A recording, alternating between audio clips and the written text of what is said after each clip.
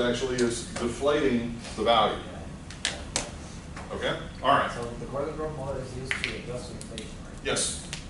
Okay, it just has a fixed rate of basically growth, okay, whatever that might be. And it's kind of in perpetuity. Okay, moving on.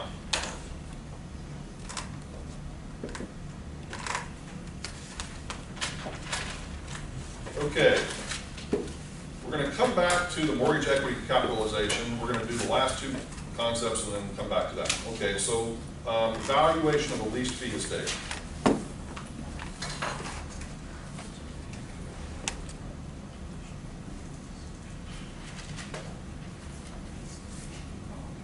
All right, so in this particular case, what we are simply wanting to know is what is, in essence, the present value of a lease, okay? We've already done this before in another context, but so what we've got, let's say we're going to take it maybe and do it something a little bit different. Let's say that we've got current lease rates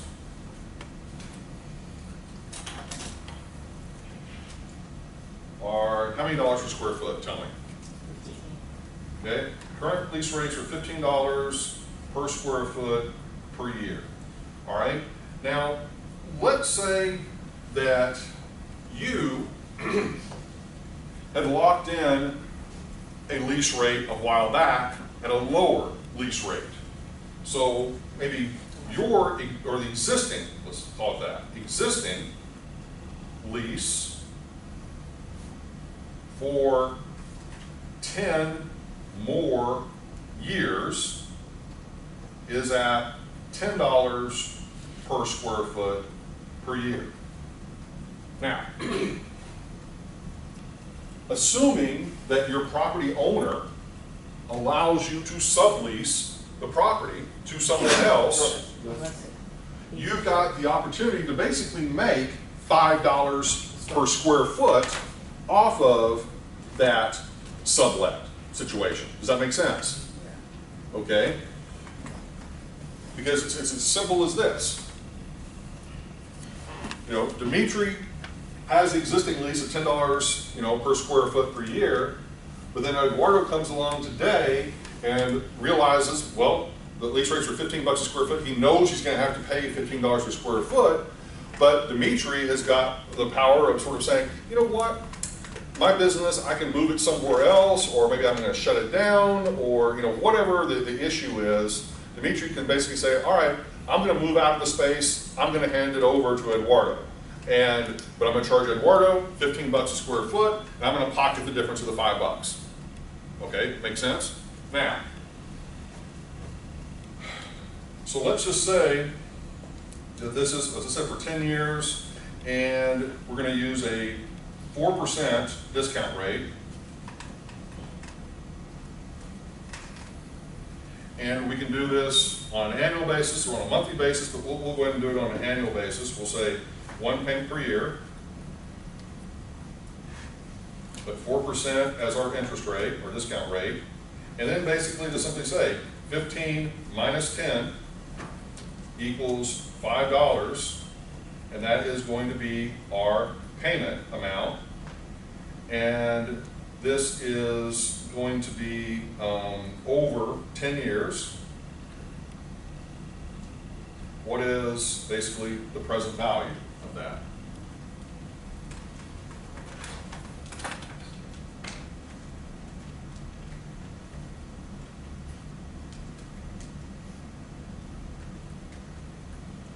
$40, excuse me, and 55 cents, okay, per square foot. Okay, so in other words, for every, so let's say that you're leasing, it's 10,000 square feet. So 10,000 square feet times $40.55 would be the present value of this leasehold to Dimitri is going to be $405,544.79. Does that make sense? Now, if his property owner won't allow a sublease, then in essence, he has no real value of getting out of his lease. But what also could happen here is, let's say that I'm the property owner. I could go to Dimitri and say, I'm willing to basically cut you a check right now for $100,000 if you get out of the building, because I want to lease it to Eduardo, because the value of Eduardo moving in is going to make me, as the property owner, a present value of $405,000. So me cutting a check to Dimitri for $100,000 is, only going to be about 25% of that overall cost. Does that make sense? So it's another way to look at it. Okay. But the point is, whenever you have a drastic change in lease rates, there is value there. Okay, and you don't want to overlook that in terms of whether it's the value to the tenant being able to sublease, or it's the value to the property owner. But also the reverse can happen, which, in that case, I as the property owner, obviously don't want you, potentially moving out. I want to keep you because I'm scared to death if you leave, what I'm going to have to release at is going to be substantially less than what you were paying. Now the question is, whether or not, what your escape clause is to get out of the lease, and whether that's going to be, expensive enough to preclude you from leaving. Yeah. Is there any a formal kind of law that there's a certain percentage increase per year for commercial property, or is it just whatever you feel like? No, it's pretty much whatever they can negotiate. There's no limit, so you can. There's not. Well, there's not. I mean, there are usury laws, but for the most part, with commercial property, it's pretty much a buyer beware situation. Okay. All right. And okay, one more thing before we get to the mortgage equity thing on the cost approach. Oops. We're almost there. Okay, so on the cost approach, we've got basically a number of things that can influence the value of a property. And these are sort of conceptual things, but I'm going to go through and explain each one real briefly. We've got physical, functional, and external or economic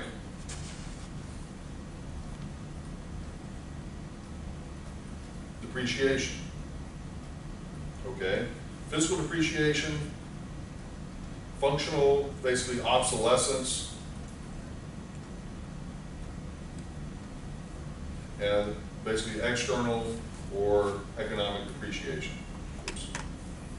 Now, the first one, what we're basically saying here with the cost approach is, it's easy to apply the cost approach whenever you have a brand new building, because you just simply say, what my construction cost, plus my land cost, there's my cost approach value. That's simple. But what if the building is 10 years old, or 15 years old, or 30 years old, and hasn't been substantially updated over that time period? You're going to have evidence of probably all three of these things happening. The first one, physical, is relatively simple. The wear and tear of people occupying that property or using that property, or even exposure to the elements of rain and storms and that sort of thing over a period of time, obviously is going to physically deteriorate and depreciate the property. Okay, and so one of the things you're going to have to do is make adjustments for certain elements of the property to be devalued as a result of that deterioration. Does that make sense? Okay. Functional obsolescence is whenever maybe the way in which we live, the way in which we work, or the way in which things are just simply done change over time to where you maybe no longer need something that was in place within a property several years ago, or you need something new within a property that you did not need several years ago. An example of this would be like the Americans with Disabilities Act, okay, that came around in the early 90s. What did it do? All of a sudden, with virtually all publicly accessible properties, you now have to make those properties accessible for a wider variety of people. So things had to change. You had to widen doorways. You had to increase the size of bathrooms. You had to increase the width of stairwells. You had to do a whole number of things to buildings that in some cases you really couldn't do because of maybe physical limitations of the building that would then make them sort of functionally obsolete or so cost prohibitive that it was just impossible, or you would destroy the integrity of the building in some way. And so it's the reason why that in some cases, especially with older buildings, you might see an elevator attached to the exterior of the building as kind of an add-on, because prior to that particular act, they didn't have to have an elevator, now they do. Okay, does that make sense? So that's kind of one example of kind of a functional sort of change or obsolescence. The third, external or economic, this is kind of the building within its surroundings, okay, and how things have changed. In other words, going from what was a thriving economic neighborhood to being all of a sudden, you know, a deteriorated, economically depressed, you know, sort of area, all right? Well, you know, the building itself may be brand new, but as a result of basically this economic change that's occurred, that has impacted the value. Does that make sense? Okay. All right. So just be aware of those three. Okay. Now then, finally, the big final topic, and then time for the quiz. Okay. Mortgage equity calculations.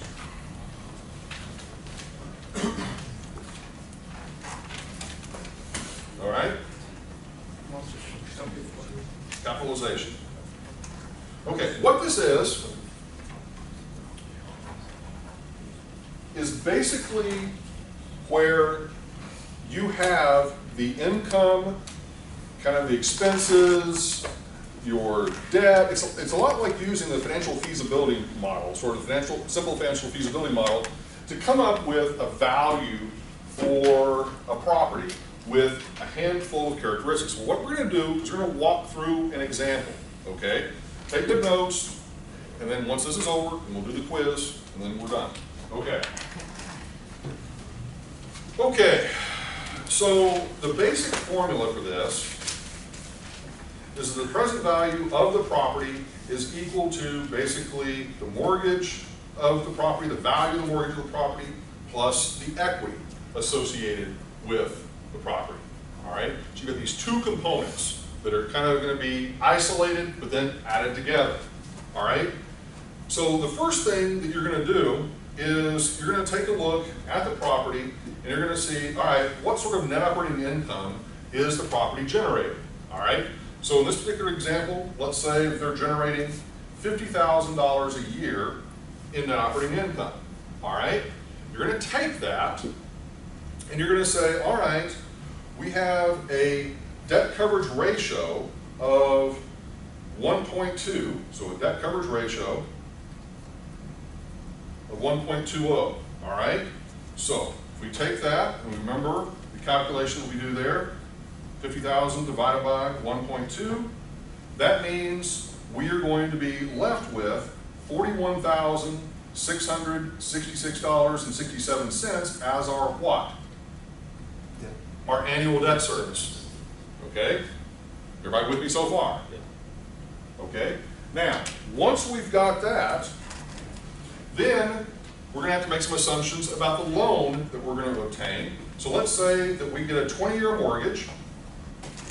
Okay? And this is going to be on a monthly basis. All right, so let me go ahead and just start out here. So 12 payments per year, 20-year loan. But what we're going to do is we're going to take that $41,666.67. We need to divide it by 12 to give us monthly payments. Okay, so whatever that amount is, we're going to put in as our monthly payment.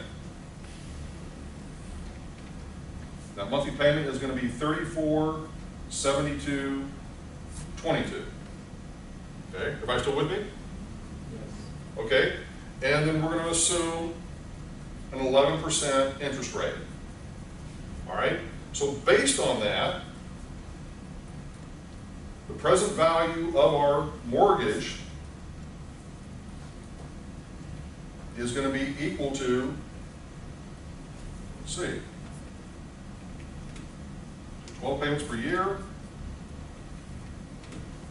20 years, 34.72.24 as our payment amount, 11% interest rate, solve the present value.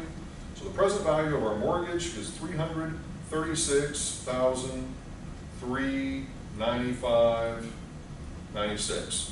So that is that piece. Does that make sense? Okay, so that's the value of the mortgage on the property. All right.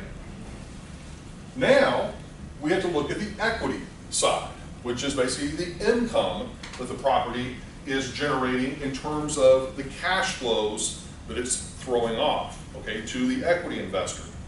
All right. So in this case, I'm going to have to give you, what those cash flows are. But let's just say, okay, for year 1, year 2, year 3, year 4, and year 5, the cash flows are 83.33, 98.33, 11.378, 12.969, and 14.608. Okay, so those are just simply your operating cash flows after you paid your debt service, which would be basically probably before tax cash flows. Okay. So is that CF 0? And you're going to have, obviously, you're going to start out with, yes, 0 is your initial cash flow. But, okay, let me finish. All right, the resale value is going to happen at the end of the 5th year. And one of the things that you're going to have to do is find out what the mortgage balance is on this mortgage after 5 years. So if you kind of go back up here, you're going to have to do the 1, input, 60, shift, amortize, equal, equal, equal, and what you should get as the mortgage balance is around $305,495, roughly. Okay? So, what I was just about to say was sale price at end of year 5 is going to be $526,945 minus the $305,495 balance, meaning the actual cash flow that you're going to generate would be $221,450. So what did you get? Yeah. Where did you get 526? I'm giving you that. Yeah. It's a sale price. I'm giving it to you. If any number up here, I'm giving it to you. Okay? All right. Inputs. Now, so what you're going to do is you're going to take and you're going to add the $221,450, okay, to that final cash flow. All right? And you're going to use a 12% discount rate and solve for present value. Whatever answer you get for that is now going to be the value of your equity. You're going to add those two numbers together. That is the total value of the property. Does that make sense? Okay, so let's go ahead and do that real quick. Okay, once again, this is going to be 1 payment per year. All right, and then all these are going to be cash flows.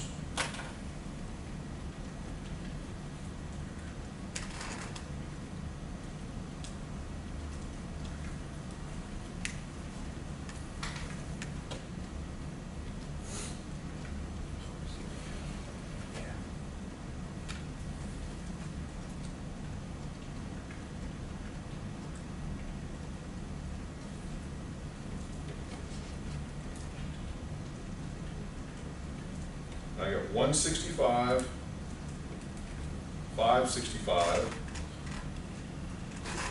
30.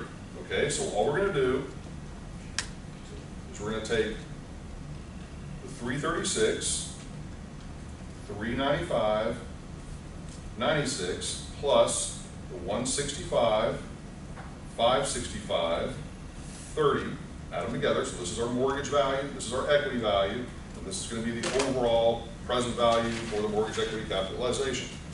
Okay, 336, 395, 96. So we should end up with an overall value for the property of 501, 961, 26. Okay, so all this is doing is, once again, it's valuing the debt piece of the property and it's valuing the equity piece of the property, merging them together to create an overall value for the property. That's all we're doing, okay? So the debt piece is strictly made up of what is the mortgage value and figuring out, once again, what your payments are going to be for that. And then after you've done that, then you're going to be given what the operating cash flows from the property are for the equity side. This is going to be the cash flow the investor will be receiving from their equity contributions. And then adding that to basically the net after you subtracted out the balance of the loan, basically from the resale price of the property. And then taking that, adding it to the mortgage value, so the overall value for the property to you is 501, 961, 26. However, what that means is that is, in one sense, probably the minimum value that you would probably sell the property for, okay? You're actually selling it for more than that at 526, 945, but at least to you, this is the value of the property, okay? It's very, very straightforward. Yep. I'm trying to do it on a calculator. I'm having a hard time getting that number. Which number? Well, I mean, the 165. Okay, once again, it's going to be one payment per year, 0 is your initial cash flow, 833.33, so forth, so on. Add these two together, get equal 12% solve present value. Is it net present value? Yeah. And, Well, yeah, MPV. Oh, that's yeah, press PV gets it. yeah, that's what I got. Okay, sorry. Pressing PD. Ooh, okay, that's All right. good. So it's chip. Yep. Okay. All right, that does that. Let's now give you that quiz. Oh, I think you're going to be pleasantly surprised. One button break.